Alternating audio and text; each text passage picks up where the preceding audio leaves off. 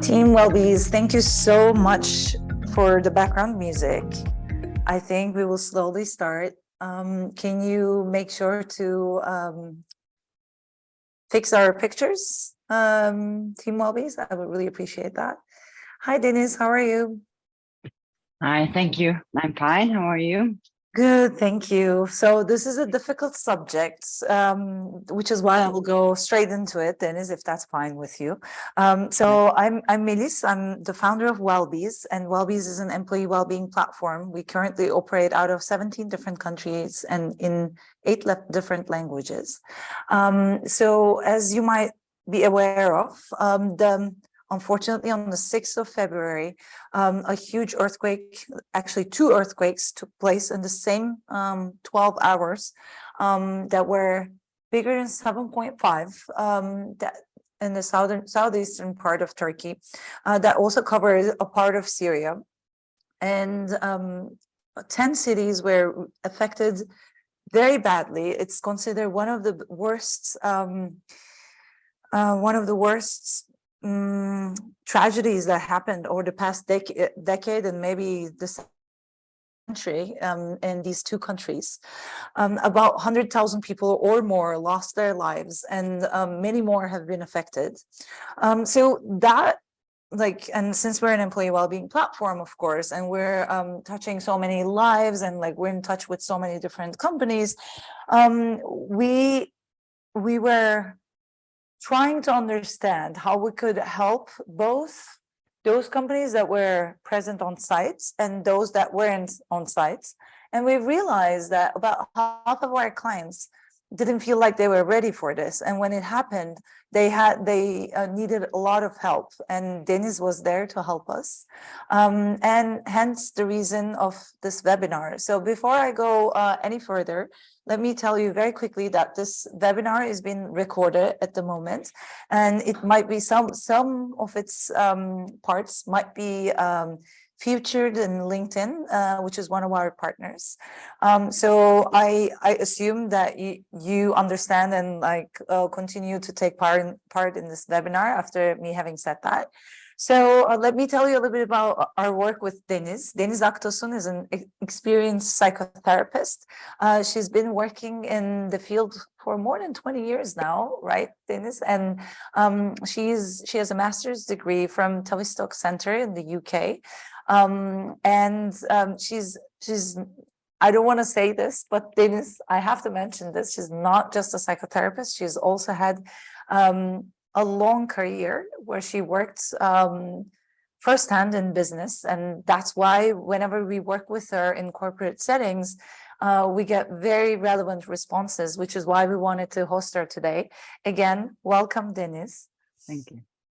Can you tell us a little bit about what happened and how people were affected from these 2 earthquakes in the region, because it might help people who are participating in this webinar or watching it later to understand how they can actually approach their Turkish or Syrian counterparts in their companies, colleagues in their companies. And not only that, I think HR professionals can also relate to it to understand how they can prepare better for any potential risk that's coming their way. Thank you. Unfortunately, we have been through something devastating. Nobody can be ready for this. I mean, really, no company, no family, maybe even the state cannot be ready for this magnitude in a perfect way. But life throws us at us this kind of unexpected, very big catastrophes. We just went through one altogether as the world through the COVID. So it's not, we can't really prepare to a specific disaster, but humans are designed to manage trauma, stress, and evolutionary impetus is to adjust to the catastrophe that's happening. This trauma is really great, but we need to look at it in itself and also for these two countries, it had been, I'm not an expert in what's going on in Syria, but I'm guessing it can be very similar, even worse for the Syrians. So I'll talk about the Turkish experience mostly, but you can take it as a guideline for the Syrian employees and the Syrian population as well, okay? The trauma, what is a trauma? It is breaking of the normal flow of life. It's something sudden, unexpected, and something that causes pain and danger to the person, right? Or the country, whatever. So it is a big break. What we need to do if we're going through it individually or if we're going through it as a society, life as we know it stops, something horrible happens, we need to go on living, evolutionary input, as I said. We need to rewrite another flow, another way of living is going to be built through that trauma. But it takes time. We talk about 4 weeks, 6 weeks for a healthy procedure of managing trauma, but it depends on many things, okay? The reason why I'm talking about this is to be able to give a big picture to the people who are dealing with people from Syria and Turkey. If we are resilient when we go into the trauma, it also depends on what kind of trauma and who we are, okay? Everybody responds differently to trauma. The way we take any kind of trauma, something small, something large, doesn't matter, in a very unique way. And it all depends on our genetics, childhood, what kind of traumas we had before, and how much help we had to sort them out. What was the process before? Have they been processed? Have the trauma have been processed? So going into this trauma, which is great, as I said, we had been going through many traumas for Turkey that have been going on for a long time. For the trauma, to be able to manage trauma healthily by ourselves, we need to be resilient, we need to get support. I just want to say this again, and we need to be in a more, we need to have some breather between the traumas we're going through because it takes time. In Turkish history, near history, let's say, there had The been a last 10 lot. years, right? Well, I moved to Turkey in 2011. I'll take it from there. There had been so many societal and traumas, economic traumas, Yep. a coup, COVID, bombings, terror attacks, Social unrest. and social unrest at one point. And very recently, we had a huge inflation crisis, economic crisis. That was also, that had True. also broken down the idea of how life is for many, many people. I mean, a huge part of the population was affected by that. And earthquakes. There had been True. one 20 years ago, but coming to from that, we had several very major earthquakes. So if everything is okay, and if we are resilient, we recover from the trauma in a healthy way. We find healthy ways of dealing with it. But if you had been bombarded with trauma as a society, it's Right. very difficult to pick it up. And plus, of course, we have our own individual trauma histories, you know. Some of them get processed, some of them aren't healed, but we keep on. We create malfunctioning ways of managing that trauma, like drinking, excessive sports, excessive work addiction, or whatever. So coming into this very, very big, I don't know, catastrophe, I have to say more than anything else, because city has been flattened out.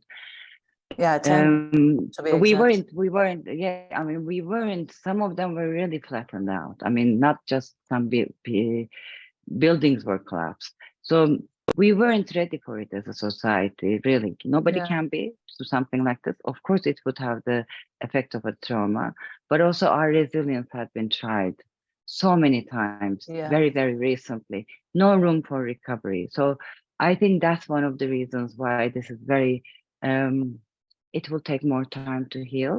Yeah. Normally, most of the population find the functioning or malfunctioning ways of managing trauma. Mhm. They would go on some kind of a new life. But this time it's going to be more difficult. And of course, the reactions to trauma have Mhm. been very different. This is one part of it. And I want to say one more thing about this. Earthquake is a trauma. What happened there is a shared extraordinary trauma. But some other things happened afterwards. We weren't able to help the people as we expected that we would, because it was so multi-focal. There were so many areas that needed to be helped. And then, of course, there were second following traumas about that. And also, of course, most people in Istanbul, 1/4 of the country, more or less, with people who are Yeah. living around Istanbul, are affected in a secondary way because it kicked in with the first earthquake in '99. That trauma had been relived in a way, but Yeah. also another future trauma, possible trauma. We don't only respond to trauma that had happened to us. We also get affected by what might happen to us.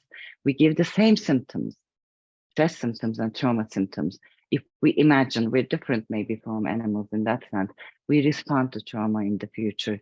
And of course, this reminded everybody that Istanbul, a large part of Turkey actually, is earthquake zone. And we do have very live earthquake possibilities all around Mhm. Istanbul mainly, but also within the country in other parts. Oh. So this is a secondary trauma, but I think it kicked in very, very quickly. How Mhm. did we deal with this trauma? One, we either get very hyper and help, we're Mhm. very high, and then some of the people were closed down, denied the trauma altogether. Mhm. This is going to go on, I think, for 3-4 weeks more. I mean, Oh wow. usually Okay. and people will be healthy people who will be able Mhm. to manage the trauma later on, will show signs of trauma in the next 3-4 weeks, I think. Okay.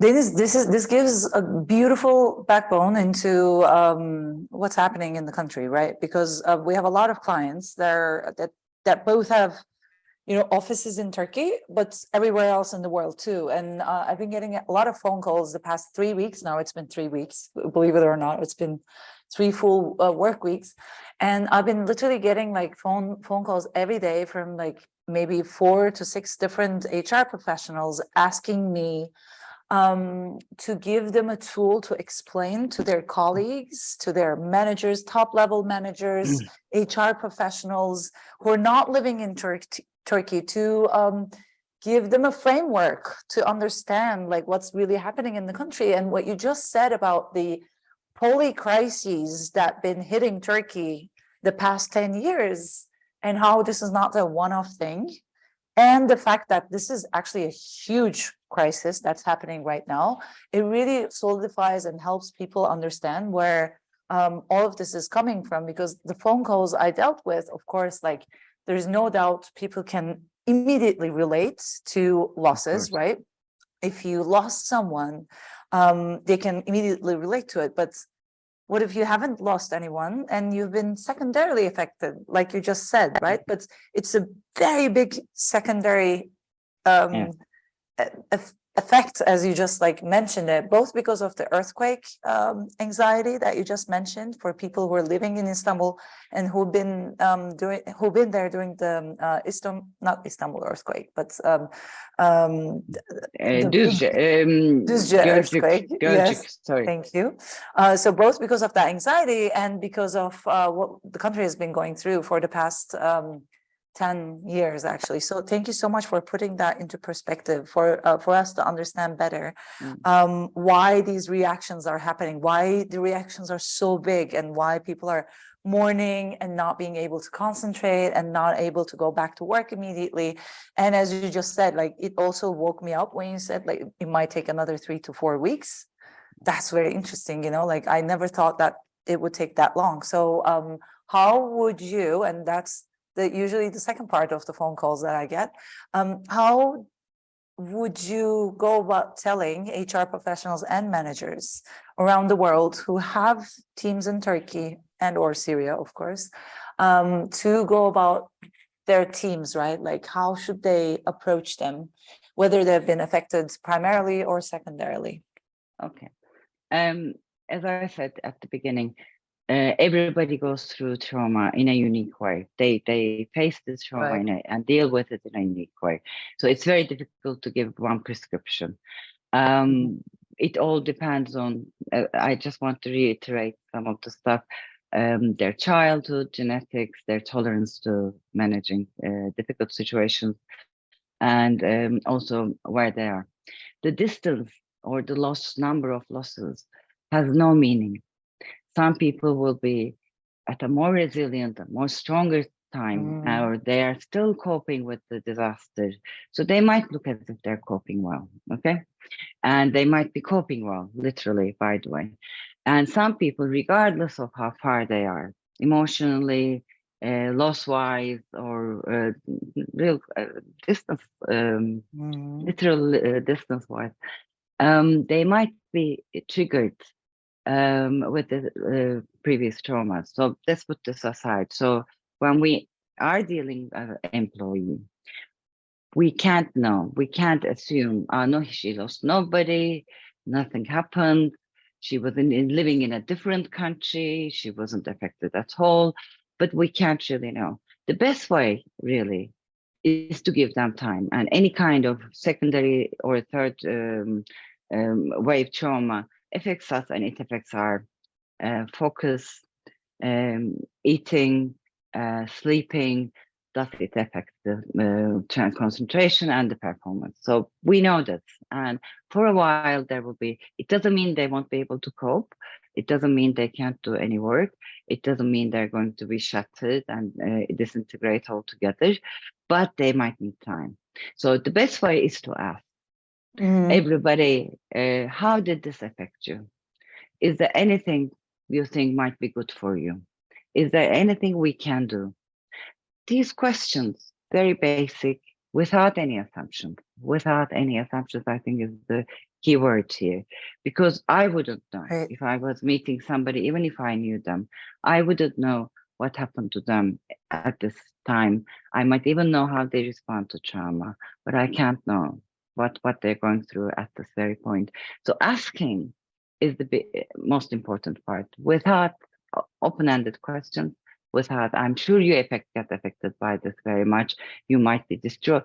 That's not maybe the way to go. They might have dealt with it in their own way. So it might be a good idea to ask specifically, open-ended. And the person, whatever response you get, might not be reliable at that point. We passed the most difficult part.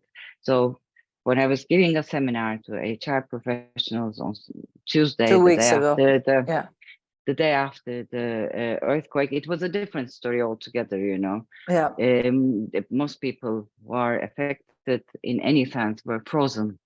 Right now, I would expect people not to be frozen, but they might not be functioning well. They might not be able to respond very honestly at that point, or they might not be aware of how they got affected themselves. Checking several times might be a good idea without bugging them. Even bugging might be a good idea these days, by the way, because we need to check. They might change. You might catch them in a very bad space or a very bad, good space. So checking, asking a little bit, talking a little bit, getting help from people who know them, that might be a good idea. Full performance, you can. And don't assume the person would remember what you offered them during that time. One thing you can do is, these are the things I can do for you. Don't offer anything you can't follow up. Offer things that you can follow up is the most important, I think, thing right now, because most people have been disillusioned and they were disappointed with themselves, what they were offered. They're building a life together. So we need to at least need to try to be reliable around them. Okay, I can see you whenever you want. It's not a call me whenever you want. If you're not going to be up to that, It might not be a good idea to say that because nobody needs more disappointments at this stage. So offer stuff. Don't assume they will remember it. Trauma affects the short-term memory. That's one of the biggest things, you know.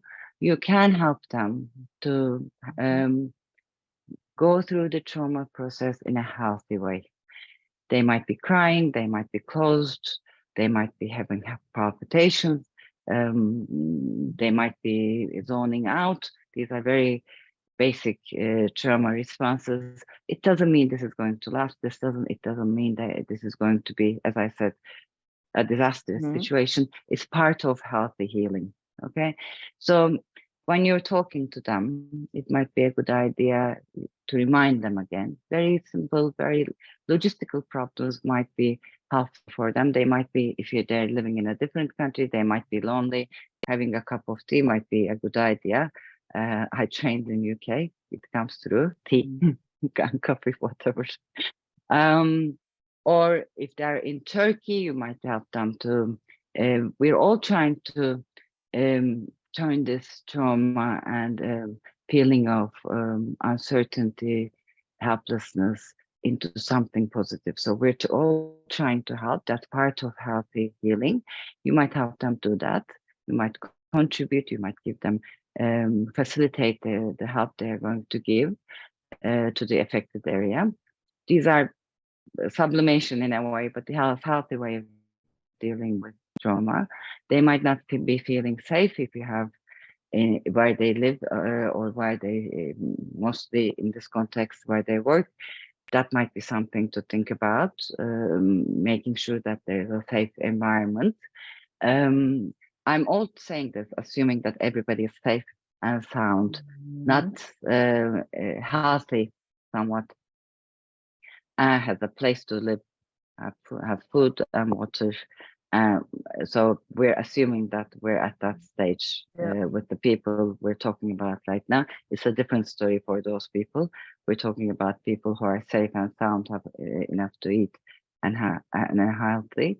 So these are things that might be talked about. So asking a lot of questions, offering help, being a little creative, offering stuff that we can follow through.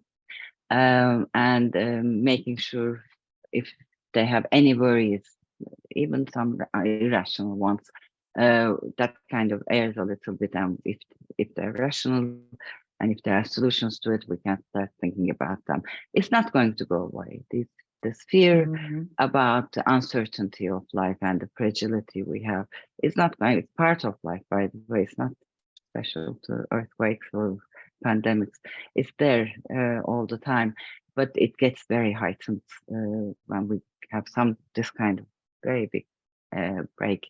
And don't forget one more thing: people were, of course, traumatized in the area, but people outside the area were traumatized through the images they saw, the stories they saw. So it can be very real. So take that into account and keep that in mind. And the social media created, in a way, the blessing of sharing and knowing what goes on, but at the same time, it makes us traumatized with everything happening around the world. So we need to, as individuals, we need to try to manage that a little bit, but also we need to look at people and deal with people, thinking about what they're going through, not only from the distance, but also what they witnessed, what they paid attention to, what affected them, and what got triggered. This is a fantastic summary. I was just going to do one. I was taking notes, but one thing you didn't repeat in your own summary was the don't offer anything you can't sustain. Oh, yes. Right? Like when you first said that on the day after the earthquake during the HR meeting that we had, I didn't really understand what you were talking about, to be honest with you. But then I saw some mistakes happening, like people were brought to safe places, and since the damage was so big, Dennis, like at first they thought it was just 1 or 2 people. Once they realized it was 100, 200 people, it was apparent that they can't be kept in a hotel anymore. Then they have to be like moved back which is, you know, right, like exact example what you just gave right now. Like, don't give promises that you can't hold. Like, of course, Life happens many, life happens. you know, life happens. So Yeah. some promises, what I was referring to when I was talking to the HR manager, directors and managers in that meeting was, we are part of the trauma. We are traumatized. I am traumatized with what happened. Definitely. I'm human. All of us. It's the best normal human response to something. When we get hurt, someone else gets feels pain. We get, of course, we witness that in the degrees, of course. This is, we get traumatized too, and we get overexcited. And we one part of trauma response, I was checking some notes today, and it was saying it affects the um, focus, performance, whatever, but also moral judgment. We Right. find it very difficult. I mean, risk assessment.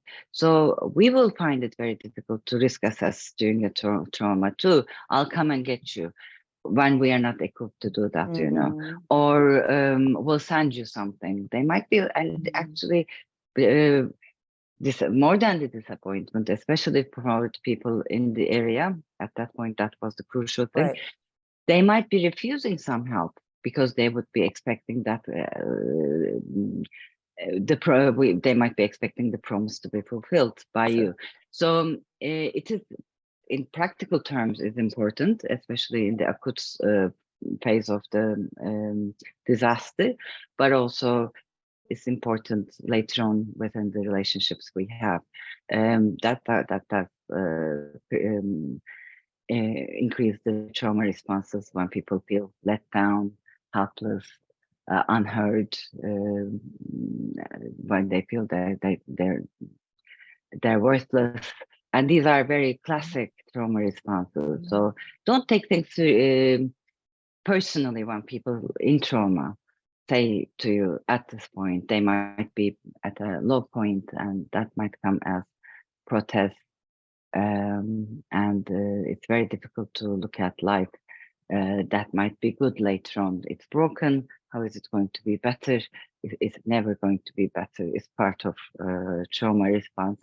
And, you know, when something so disastrous happens, or what we perceive, I mean, a breakup might feel like that too, in a general terms. It might be difficult to see life pulling together again. And it might be difficult to see that any kind of life might be happening, anything good might happen later on. It takes time. I mean, everything passes with time usually, but that might be part of the reaction, and people might be feeling those feelings of unworthiness and stuff, and it might come out. It might come out these days. We need to, of course, try to control ourselves as people who are going through trauma, but still we need to be aware of, we need to try to regulate ourselves as much as we can. One more thing, of course, one thing that you can say to your employees: routine, health eating. I mean, this is really, really important, by the way. Routine, health eating, sleep. First the sleep goes, more the sleep goes, the more we perform, the anxiety increases. So these three things, and some kind of exercise like walking around the block kind of stuff, that needs to go on. These are the pillars of how we feel. I mean, our body and mind and psychology works together. So these are the things we might encourage them to be careful about, to be Fantastic. Yeah, that's really important. And human contact is the biggest healer, of course. Which is why we're doing these things, right? So my final two questions before we close off. One of them would be, everybody's talking about post-traumatic stress syndrome. Like, does that mean everybody's going to go into that phase? So what's going to happen? Like, what's the long-term plan that we should be preparing for in such a case? Vast majority of people will heal themselves. As I said, sometimes malfunctioning ways, but like alcohol and stuff. But most of us will deal with it on our own. But some of us, if we weren't at a good place, genetically we were disposed or if we had similar trauma that had been wasn't resolved, they might not be able to pull together by themselves. DSM, the directory will look into says 4 weeks. People are allowed to have these symptoms without without being classified as having a disorder. 4 weeks is a little iffy these days. If you recognize somebody is so distressed they can't go on eating, sleeping, they're hurting themselves or they're hurting someone else, self-harming or whatever, then don't wait for 4 weeks. Right. Go get professional help. I mean, no HR executive, no bosses responsible for that kind of healing process. Get help them to get help. But the process, as I said, might be, even the healthy one might go up to 6 weeks. So we'll see. We're going to, it also depends on where we started, but 4 to 6 weeks, let's say. But if you feel the person is endangering themselves or others, then getting professional help might be a very good idea. Fantastic. There are very good ways of treating trauma. There is EMDR, there are other CBT treatments. It is treatable. Nobody has to live with any trauma. This is really important, I think, to say. And they're not long-term. I mean, if it's not a very, very complex trauma related to childhood or whatever, it is possible to go through this in a very quick, you can go through this very quickly and it can be healed and it can be dealt with. I think it's really important. It was such a horrible event. I have to suffer with this all my life is not the way to go. And it's not, I mean, really there's help available. Fantastic. And my final question is, and there are people from various different countries here, if they were to prepare, and you said this was a major event, like you can't really be prepared for this, but if you were to prepare in one form or another, as a psychotherapist, what would your recommendations be? As a psychotherapist, I think one thing is that we need to try to be mentally healthy at any given time. Life is very fast, very demanding, and full of surprises, it seems, not very good ones, unfortunately, lately. So we need to really work, we need to be individually ready to deal with, ready for this kind of events. So what we can do is to work on past trauma and try to understand ourselves, keep the body prepared, because it's really very connected. I mean, how we feel is very much affected by how our body is physically. So that's one thing. This is for individuals, but for the companies, it's a good idea to have that kind of networks in advance, thinking about something, a disaster or some bad event, is a way of protecting ourselves. It's not always. When it is bearable, when we feel there are things we can do, then it is okay to talk about it. If we are in denial, if we fear, if we neglect, then when we get to the point we're very, very unprepared. But if we can talk about it, I mean, if we live in Istanbul, for example, we need to think about what happens when there's an earthquake. What can I do about it without being overwhelmed? When the fear is huge, we get frozen and the risk assessment and thinking mental processes work anymore. Happen. So without denying, without making this a huge issue, thinking about what might happen if there's a crisis, it might be something specific to the company, it might be specific to that location. I mean, thinking about it in advance, when it is possible to think and utilize our mental capacity, and when we are okay to make these moral judgments and risk assessments, it is important to think about them in advance. There are companies that I work with and you work with who were prepared for those kind of disasters, and you can't really think when it happens, and you can't really start thinking and collaborating and stuff. The company has to have some kind of a muscle to collaborate, and had a platform to think about them in advance. So it does give a very fast response if they're prepared and thought about it without being overwhelmed in advance. People shy away and run away if it's too much, but in bits and pieces, when we feel safe, we work better. And I think before it hits, we need to contemplate this all together. This was Altogether fantastic. together is also a very important part of um, the healing process or managing. I mean, the dealing with the disaster itself. We need to work together. We also during COVID in the world and also in disasters like this, we can't do anything by ourselves. However Mhm. much you prepare yourself physically, economically, whatever, it takes so many people to create safety, to create solutions. So we need to have that kind of a muscle. But that muscle needs to be much, much stronger than it was in the last 20, 30 years. You know, we really need to So true. work on it.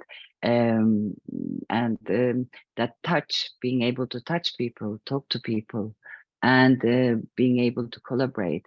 How people healed in Turkey, mostly it was calling a friend. I Mm. think the first response is this social reassurance and the personal, physical touch as well as the emotional touch, and that's part of healing, even in the midst of, deep in the midst of the trauma or the disaster. And I think that's really important. And if we have that climate in a company, in normal times it's great for the performance, and in bad times it's great for recovery and dealing with the problem.